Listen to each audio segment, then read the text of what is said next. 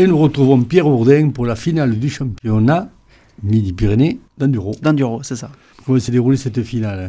Assez bien. On a été un peu surpris par la longueur du parcours. Ils nous ont annoncé 9h15 de course. Donc c'était assez énorme, hein. On n'a jamais vu ça sur tout le long du championnat en fait. En gros, on a des courses qui durent entre 7 et 8 heures maximum. Donc là, c'était 9h15, c'était assez... avant de partir, déjà, ça met un coup au moral, hein, parce que faire une course pendant 9h15, c'est assez long. Mais bon, heureusement, ils avaient bien fait les temps et on avait quand même du temps au ravitaillement pour éviter qu'il y ait des accidents dus à la fatigue ou choses comme ça. Donc on avait vraiment le temps de se reposer un peu tout le long c'est à peu près toutes les heures et demie. On avait une quinzaine ou vingtaine de minutes pour pouvoir bien manger et faire le plein des motos. Mais c'était vraiment un joli parcours. Reprendre réussi. Quelques forces et repartir. Voilà, c'est ça, ouais. Alors justement, cette finale, vous l'appréhendiez un peu quand même parce que c'était très serré pour le titre. Ouais. Ce titre, non, je finis vice-champion Midi-Pyrénées. Voilà. J'ai fini donc deuxième. Je m'y attendais parce qu'il est quand même... plus rapide, mon concurrent. Il n'a pas abandonné sur les 9h15 de course.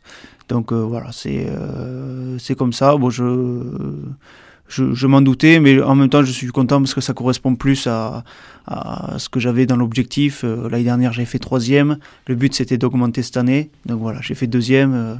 C'est sûr que d'avoir le titre, ça aurait été encore mieux, mais bon, faut pas brûler les étapes. Dans 2013, le titre. Faut espérer. Faut espérer, tout à fait. Je vais rester dans la même catégorie et essayer d'avoir le titre. Ouais. Mais en fait, la compétition, pour vous, n'est pas encore finie. Il reste une manche pour le championnat de France. Oui, tout à fait. Ouais. Il reste une manche du championnat de France qui se déroule à Brioude et qui sera le 13 et 14 octobre. Donc c'est pas ce week-end, c'est le week-end d'après. Le week-end prochain. Voilà, c'est ça. Le week-end prochain, donc là, ensuite, la saison est terminée. Oui, après la saison est terminée, on a une petite pause pour essayer d'un peu oublier la moto. En fait, on arrête la moto pendant un mois et demi pour vraiment avoir envie de rouler pendant toute une saison derrière. Donc là, pendant un mois et demi, on fait une pause et on monte pas sur la moto.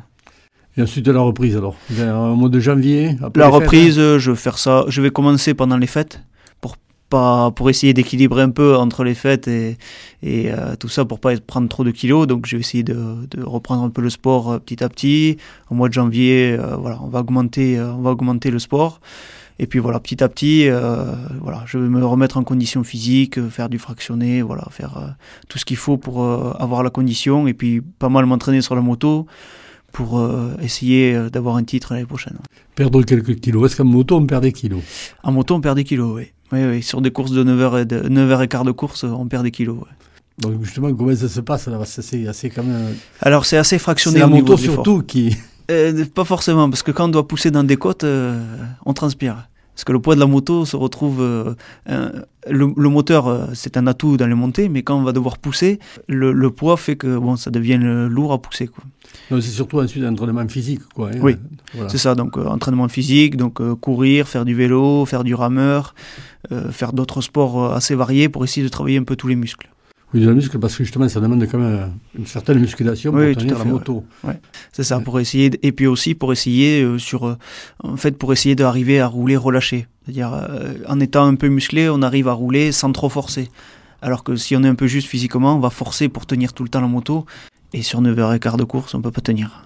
Et il faut se préparer aussi mentalement. Oui, c'est pour ça, l'entraînement physique prépare aussi le mental. Parce qu'en fait, quand on part faire du vélo tout seul ou courir, quand il fait froid, tout ça, ça endurcit, donc ça prépare le mental. Et puis, on s'habitue au niveau... on travaille le mental aussi en roulant beaucoup en moto, en s'habituant à la vitesse, en ayant confiance. Voilà, c'est comme ça qu'on travaille le mental. Avant chaque compétition, pour vous, la façon de vous détendre, de vous déstresser. Ah, ça, c'est pas évident. C'est pas évident. J'arrive toujours sur une course avec des petites appréhensions, même par exemple, sur le championnat de France, je joue rien de spécifique. Mais c'est pas évident. J'essaye de pas trop y penser et de me dire que, de toute façon, je suis là pour me faire plaisir. Donc j'essaye de prendre ça, le côté loisir, me dire je suis là pour me faire plaisir avant tout, faire de la moto. Je vais me faire plaisir en faisant de la moto. Voilà, j'essaye de le prendre comme ça. Et ensuite aussi, mais il faut préparer aussi la recherche de nouveaux sponsors pour préparer la nouvelle saison. C'est ça, ouais. Je pense que sur le mois de novembre-décembre, je vais consacrer un peu à ça, aller visiter différents sponsors, aller voir un peu les partenariats que je peux mettre en place et essayer d'avoir un peu plus de budget pour les prochaines. Bon, mais je vous remercie Pierre et on se retrouve pas ce week-end qui vient, le week-end d'après pour le résultat final de la saison. De la saison, ça marche, on fait comme ça. Merci beaucoup. Merci.